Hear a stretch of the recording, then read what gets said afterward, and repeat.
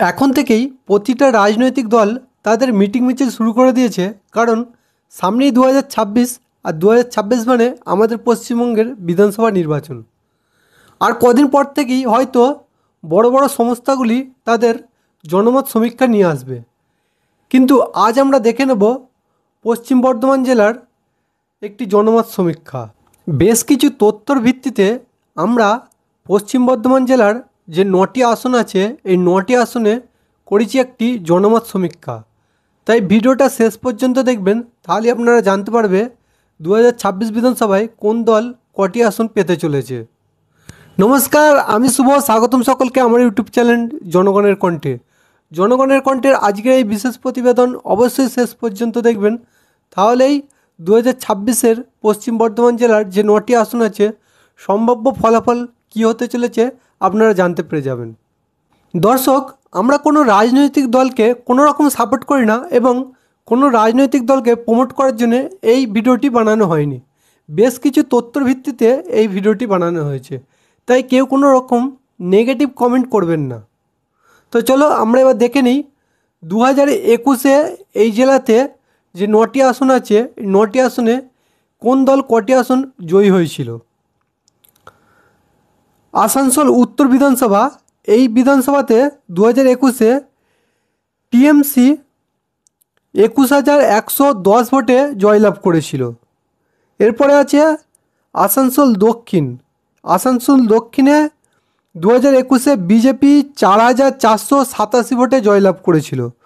এরপরে আছে বড়বাণী, এখানে তৃণমূল কংগ্রেস 23,457 ভোটে জয়লাভ করেছিল। এরপর আছে জামুরিয়া। জামুরিয়াতে টিএমসি 8,051 ভোটে জয়লাভ করেছিল। এরপর আছে কুলটি বিধানসভা। এই কুলটি বিধানসভাতে 2021-এ বিজেপি মাত্র 679 ভোটে জয়লাভ করেছিল। এরপরে আছে পাণ্ডেশ্বর বিধানসভা। এই বিধানসভাতে 2021-এ টিএমসি 3,803 ভোটে জয়লাভ করেছিল। এরপরে আছে রানীগঞ্জ বিধানসভা। রানীগঞ্জে 2021-এ টিএমসি 3,556 ভোটে জয়লাভ করেছিল। এরপর আছে দুর্গাপুর পূর্ব। দুর্গাপুর পূর্বই 2021-এ টিএমসি 3,746 ভোটে জয়লাভ করেছিল। এরপরে আছে দুর্গাপুর পশ্চিম। দুর্গাপুর পশ্চিমে 2021-এ বিজেপি 14,664 ভোটে জয়লাভ করেছিল। তো আমরা দেখে নিলাম 2021-এ 9টি বিধানসভা আসনে কীরকম রেজাল্ট হয়েছিল। এখানে আছে টিএমসি 9-এর মধ্যে 6টি আসন জয়লাভ করেছিল এবং বিজেপি 9-এর মধ্যে 3টি আসন জয়লাভ করেছিল। এরপর আমরা দেখে নেব 2024 লোকসভাতে প্রতিটা বিধানসভায় কোন দল কত ভোটে এগিয়েছিল।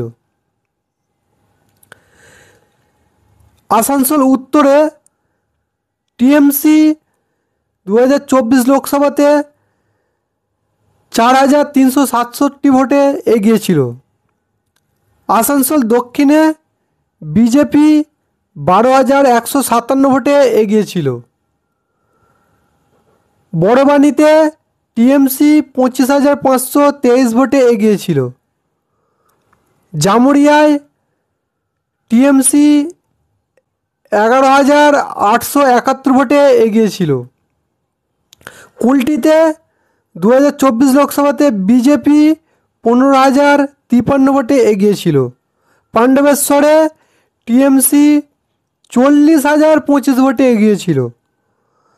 রানীগঞ্জে টিএমসি 4,452 ভোটে এগিয়েছিল। দুর্গাপুর পূর্বয় টিএমসি 1,693 ভোটে এগিয়েছিল।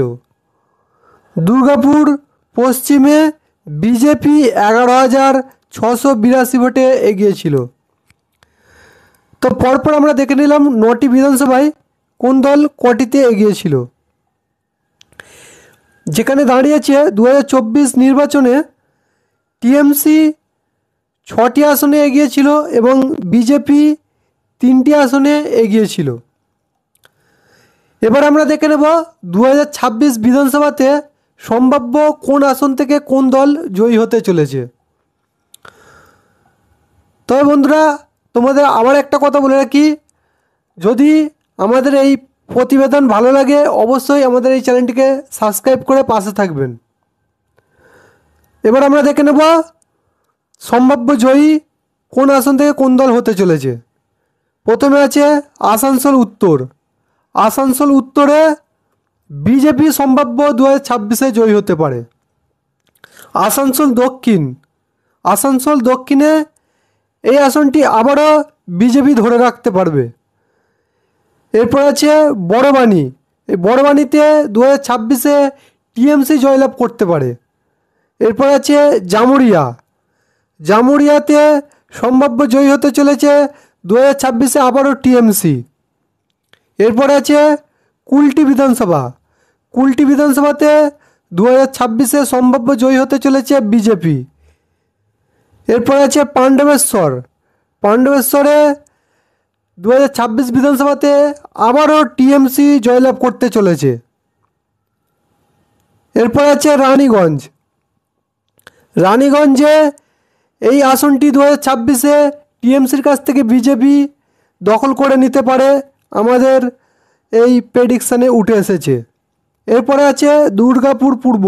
দুর্গাপুর পূর্বতে আবারও 2026-এ বিজেপি জয়লাভ করতে চলেছে। এরপরে আছে দুর্গাপুর পশ্চিম। দুর্গাপুর পশ্চিমে 2026-এ বিজেপি বেশ ভালো মার্জিনে এই সিটটা জয়লাভ করতে চলেছে। তো আমরা দেখে নিলাম পরপর যে 9টি আসন আছে, 9টি আসনে কোন দল কোনটিতে জয়লাভ করতে চলেছে। যেখানে দাঁড়িয়েছে 2026 বিধানসভা নির্বাচনে সম্ভাব্য জয়ী টিএমসি 9টির মধ্যে 3টি আসনে জয়লাভ করতে পারে এবং বিজেপি 9টির মধ্যে 6টি আসনে সম্ভাব্য জয়ী হতে চলেছে। দর্শক বন্ধু, আমাদের এই প্রেডিকশান আপনাদের কীরকম লেগেছে অবশ্যই কমেন্ট করে জানাবেন এবং ভালো লাগলে অবশ্যই একটি লাইক করে দেবেন এবং বন্ধুদের সাথে শেয়ার করবেন। নতুন হলে অবশ্যই চ্যানেলটিকে সাবস্ক্রাইব করে পাশে থাকবেন। দেখা হবে এরকম আবারও পরবর্তী ভিডিওয়। ধন্যবাদ।